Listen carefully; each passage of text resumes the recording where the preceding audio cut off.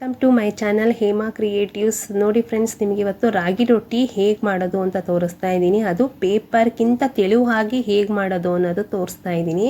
ನೋಡಿ, ಮೂರೇ ಬೆರಳಲ್ಲಿ ತುಂಡು ಮಾಡೋದು. ಇದು ಕೆಂಪು ಚಟ್ನಿ, ಇದು coconut chutney, one of the best combination. ಅದಕ್ಕೋಸ್ಕರ ತೋರಿಸ್ದೆ.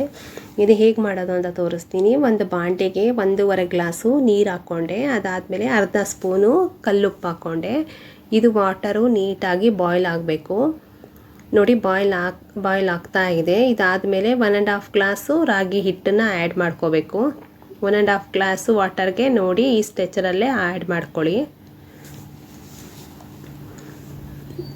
ರಾಗಿ ಹಿಟ್ಟು ಹಾಕಾದ್ಮೇಲೆ ಚೆನ್ನಾಗಿ ಸೌಟಿಂದ ತಿರುಗಿಸಿ, ಯಾಕಂದರೆ ಗಂಟಾಗಬಾರ್ದು ಅಂತ ಅಷ್ಟೇ. ನೋಡಿ, ಹೀಗೆ ತಿರುಗಿಸಾದ್ಮೇಲೆ ಇದು ತಣ್ಣಗಾದ್ಮೇಲೆ ಒಂದು ಕವರ್ ಮೇಲೆ ಚೆನ್ನಾಗಿ ನೀಟಾಗಿ ನಾದ್ಕೋಬೇಕು. ಇದು ನಾದ್ಕೊಳ್ಳೋದೇ ಇಂಪಾರ್ಟೆಂಟು. ಆವಾಗಲೇ ನಮಗೆ ತೆಳುವಾಗಿ ರೊಟ್ಟಿ ಮಾಡೋಕ್ಕೆ ಆಗೋದು, ಇಲ್ಲಾಂದರೆ ಗಟ್ಟಿಗೆ ಬಂದುಬಿಡುತ್ತೆ. ಸ್ಮೂತಾಗಿ ತೆಳುವಾಗಿ ಬರುತ್ತೆ. ಅದಾದಮೇಲೆ ಉಂಡೆಗಳು ಮಾಡಿಕೊಂಡು ಸ್ವಲ್ಪ ಆಯ್ಲಿ ಕೈಲಿ ಎಣ್ಣೆ ಹಾಕ್ಕೊಂಡು ನೀಟಾಗಿ ಲಟ್ಟಿಸ್ಬೋದು. ನೋಡಿ, ನಮಗೆ ಎಷ್ಟು ದೊಡ್ಡದಾದರೂ ಲಟ್ಟಿಸ್ಬೋದು, ಎಲ್ಲೂ ಕಟ್ಟ ಆಗಲ್ಲ. ಅದು ಇಂಪಾರ್ಟೆಂಟಾಗಿ ನೋಡಿ ಫ್ರೆಂಡ್ಸ್, ಎಷ್ಟು ಚೆನ್ನಾಗಿ ಎಷ್ಟು ದೊಡ್ಡದಾಗಾದರೂ ಬರುತ್ತೆ. ನನಗಿದು ಕವರ್ ಎಷ್ಟಿತ್ತೋ ಅಷ್ಟು ದೊಡ್ಡದಾಗಿ ನಾನು ಲಟ್ಸಿದ್ದೀನಿ.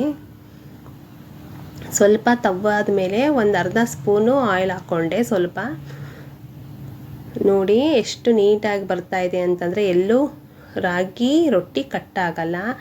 ಯಾರ್ಯಾರು ವಿಡಿಯೋ ನೋಡ್ತಿದ್ರೋ ಪ್ಲೀಸ್ ಲೈಕ್ ಮಾಡಿ, ಶೇರ್ ಮಾಡಿ, ಸಬ್ಸ್ಕ್ರೈಬ್ ಮಾಡಿ ಫ್ರೆಂಡ್ಸ್.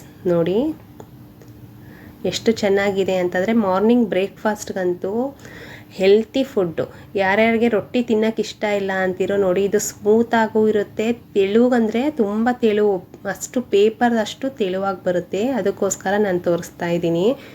ಇದು ನೋಡಿ ಇನ್ನೊಂದು ಲಟ್ಸಿಟ್ಟಿದ್ದೆ, ಅದು ಅಷ್ಟೇ ಎಷ್ಟು ಸ್ಮೂತಾಗಿ ಅಂದರೆ ಅಷ್ಟು ಸ್ಮೂತಾಗಿ ರೊಟ್ಟಿ ಬಂತು.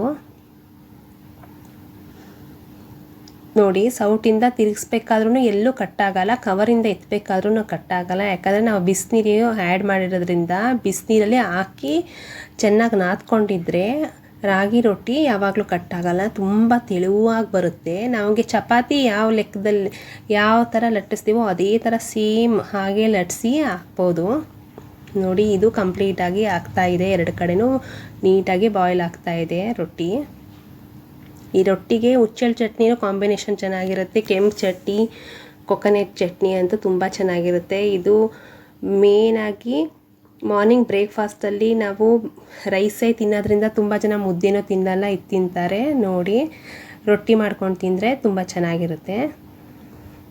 ಕಂಪ್ಲೀಟ್ ಆಯಿತು. Thanks for watching. Thank you friends.